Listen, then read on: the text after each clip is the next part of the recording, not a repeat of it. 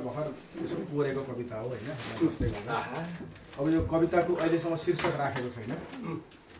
कविता शीर्षक बिनाको छ। शीर्षक के जुर्छ पछि यो टिमले बहुमतले राखेको शीर्षक राख्नेछु। ल अब मैले कविता वाचन गर्न सुरु गरेँ है त।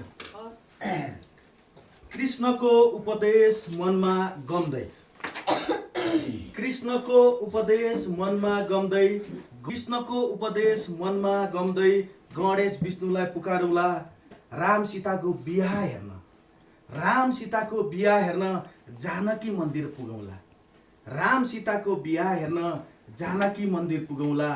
छतमा राति पल्टिएर, छतमा राति पल्टिएर तारा तारा गनौला, छतमा राति पल्टिएर तारा गनौला। चन्द्ररूपी कलाको, चन्द्ररूपी कलाको कविता सिर्जना गरौँला, चन्द्ररूपी कलाको कविता सिर्जना गरौँला।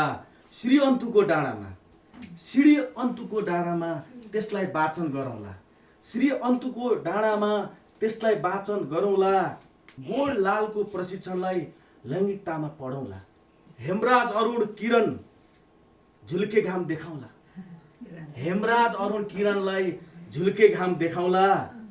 विनिताको मामलामा चिया चमेना गरौँला, विनिताको मामलामा चिया चमेना गरौँला। सुमासलाई, सुमासलाई, सुमास भनेको सुरेश, मानबहादुर, सङ्गीता, सरू है। सुमास, सुमासलाई मिलाएर नित्य ग्रुप बनाउला, सुमासलाई मिलाएर नित्य ग्रुप बनाउला। चियाको बगानमा कल्पनामा हराउला, चियाको बगानमा कल्पनामा हराउला। विनोद विमलालाई, विनोद विमलालाई बोलबम गाउन लगाउला, विनोद विमलालाई बोलबम गाउन लगाउला।